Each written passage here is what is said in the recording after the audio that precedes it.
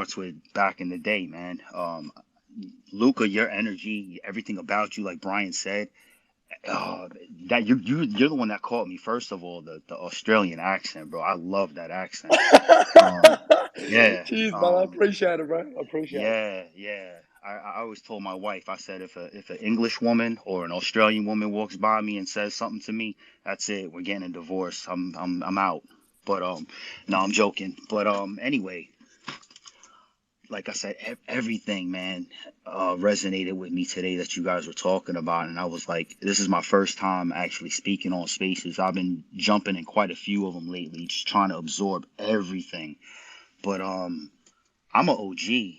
Um, I'm 42 now. Like I feel like I've lived multiple lives in this one. Um, Came from very, humble, dysfunctional, beginnings. Um, Ran the streets pretty much my whole life, and that's where I found, my place where I started to learn. The streets taught me, and I always had this affinity for drawing ever since I could pick up a pencil or a crayon. I always drew, and everyone always told me, man, you're gonna do something with that. Do something with that.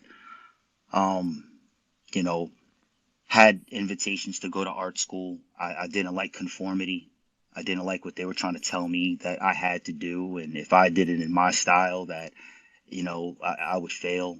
Nah, I just did what I wanted to do, and eventually, um, graffiti was definitely the calling. I mixed that with many other styles, and kind of formulated my own style, and just I just kept doing my thing, kept doing my thing, and I had my first run where I printed up some T-shirts. I was probably about 21, 22 years old at the time. Sold them out the trunk of my car. Somebody tried to steal my. I had an investor. He tried to steal my screens and break off and screw me over with somebody else. But you know, I still prevailed. I pushed through that. I had a lot of ups and downs in life.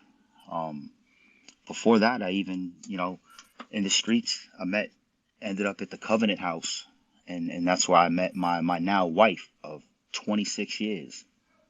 And man, this lady, she's been a rock for me. I tell everybody in a heartbeat, if it wasn't for her, I'd be dead or in jail. Became a father at 17, and that really made me, grow up and look at life differently. So just kept, plugging along. And, I started making these hand painted T-shirts because I had seen this company that had their shirts in the mall one day, and it was just like some splatter, squiggly lines, stuff like that. And the shirt was like $68, and I was appalled. It's almost like what people look at NFTs as today. They see these little basic, cartoons, most of them, and some of them are really dope. Um, and they're like, how is this worth so much money? Well, it was the utility. It was the company. The company had a message behind it, and people were buying into that message, the story of the guys who started this company, and that was inspiring to me. I had already been doing stuff like this, but I was actually just doing paintings on T-shirts, and then eventually I I was basically forced to do it, out of necessity. I was a store manager for AT&T, and I got laid off, and we had relocated. We went from Jersey back down to Florida, and couldn't find a job for anything in the world. I had experience, but they were like, no, we need 5 years and a bachelor's degree, and I didn't have that. So I was stuck on unemployment with a wife, two kids at the time, and a dog, living in a hotel, using my unemployment. And I started, taking a little bit of money here and there, investing in myself. And I bought some paint, I bought some shirts. I started making shirts, and I started selling them for $20 a pop to other hotel guests.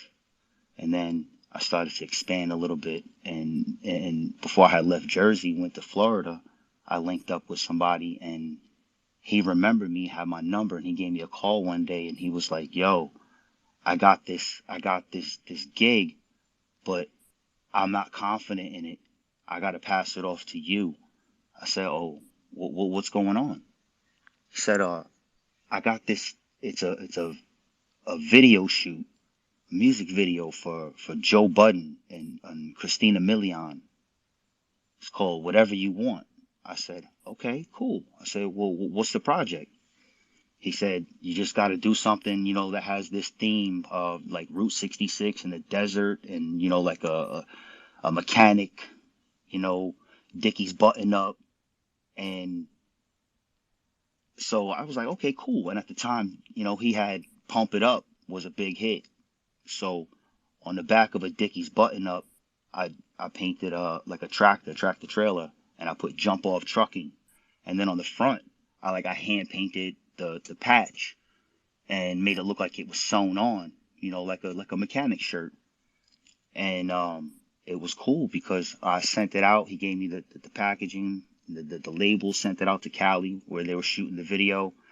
And that was actually my first placement, my first break in doing something big for someone that was known. And then from there, I couldn't take Florida anymore. Me and my family were suffering down there, and I had no plan. And I called up a friend. I said, listen, lend me a little bit of money. I got to get back up to Jersey. I don't have a plan. I don't know what I'm going to do. I don't know where we're going to go, but we got to go back up there. I just know that the money is up there. The opportunity is up there. There's nothing down here for us. So I had already started my t-shirt business, and from there I just kept going. Once I got up to Jersey, we went through some struggles. Had to separate for a little while because we couldn't all stay together. I ended up, staying with one of my friends in the Bronx, and came back to Jersey when we had enough money saved up, got a place. And then once we got a place, I went full force and was just hand painting t-shirts like crazy for everybody, for mad people. And I guess the word spread fast. And one day some guy approached me, and out of all of the people in the room, he approached me and he was like, yo, you're the guy that does the shirts, right? And I was like, yeah, how did you know that? What made you come up to me out of everybody? And he was like, you just look like the guy, like that. I don't know. There was something about you. I was just like, whoa, okay. But at this point, I got used to a lot of people coming up to me wanting like free shirts for promo and this, that, and the third. And I was like, all right, I entertained the conversation. I'm polite. So we exchanged information, and true to his word, the guy called me up, and he ended up getting me a placement, to do a lot of other stuff for other, rappers, music industry people, including himself. Um, I don't want to go into like the name dropping stuff because to me, I don't know. I feel kind of, weird about that stuff because I don't really look at celebrities like most people because I've been around so many of them, but I just never was starstruck because I was like, all right, that's cool. I appreciate that person's art and what they do, but I don't really know them like that. So, I just leave it like right there. But from there, I ended up with a marketing manager, and I ended up doing all of these big shows like live paintings with, these rappers on stage, while they're performing, I'm up there, I'm doing a live painting, rocking out to the music. I'm like, I'm living my dream at this point. And a lot of these people were like artists that I grew up listening to, idolizing as a kid. And then now here I am, grown up, and I'm rocking out with these guys. And I was just like, wow. And it all just came from, a spark, from nothing to living the dream. And it got to a point where there was a big check on the table, for a big deal. And at the time, I'm like, man, I didn't even know because my wife, who's my partner, she handles the business because she's better at that. Artists, we're terrible with business because there's too much passion in it. Like Luca said, like Brian said, it's not about the money. Um, Who else? Lee Forty said it too. It's not about the money. If you're doing this for the money, you're gonna lose. And I'll explain why. Because by this time, I had been doing so many things with so many different people. That lifestyle that everybody sees on TV and hears about in all these rap songs, like all of a sudden, I'm right there. I'm in this. And that's not really my thing. I'm the laid back guy. I'd rather just chill and have a good conversation and build, you know, figure out ways to grow everything, expand consciousness, spirituality, increase peace, um, meditation. I love listening to binaural beats. Binaural beats, no lyrics, just frequencies and tones and harmonizing sounds that just make you feel good, put you in that zone. But yeah, so there was, the ego came into play because of that lifestyle. It sneaks up on you, and I didn't even realize that. And this is where the mental health part comes in because, we needed the money. Of course, everybody needs money. And my wife turned it down. She turned down the deal. And they also had another deal hooked up where I was gonna, I guess, do a contest for Heineken or something like that. And the grand prize was like 50,000. But the catch was they wanted half. And I was like, wait, what? Half? That's crazy. I can understand a percentage, but you got this rigged for half? Nah, I don't get down like that. I can't do it. So I walked away from that. I turned that down. All the while my wife was turning down the deal worth, I don't know, 6 figures. She didn't tell me exactly, but she told me it was 6 figures. And she waited, like 2 months later to tell me that she turned it down. And of course, I was pissed. And I didn't understand why at the time. But all these years later, I understand exactly why now. Because as much as I thought I wanted what I thought I wanted, I prayed. I was like, God, please just let the world see my art and appreciate the talent that you gave me. And he did that. I got what I wanted. I just wasn't specific with it. And pardon me, my young prodigy was stepping out the back door, seeing what I'm doing. I'm like, hey, I'm on the phone. I have an audience. I'm telling a story, trying to share a little, add a little value. But yeah. So dealing with that, man, at the time was crazy. It was crazy. It really, I didn't understand that how it affected me. And then it got me to the point where I was so like depressed about it.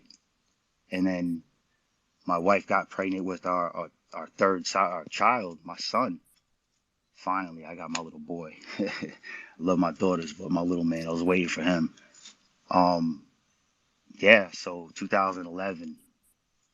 Oh, I didn't even tell you. One thing I will say, the biggest thing that I ever did in my life was 2007, 2008.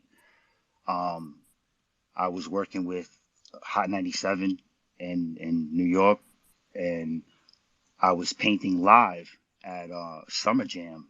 Not inside a giant stadium. I mean, that would have been crazy, but right outside of that, they have what they call Summer Jam Village, where they have like a little smaller stage and they have, smaller acts. Like I remember, like this was when Joel Ortiz first came out with hip hop, and I painted live for the Street Soldiers, and then 2008, I was honored because I was sharing the same tent with video music box creator, Uncle Ralph McDaniels. Like, again, growing up watching this as a kid, and I'm sitting right next to him, and I'm painting for Rev Run from Run DMC for a sneaker line that he was coming out with called Run Athletics, and they gave me like 20 pairs of free sneakers. I got a nice check, and there was so many people. It was just a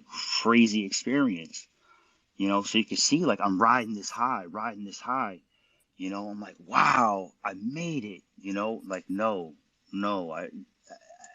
this is like I'm 20. I'm Luca's age at the time, 27.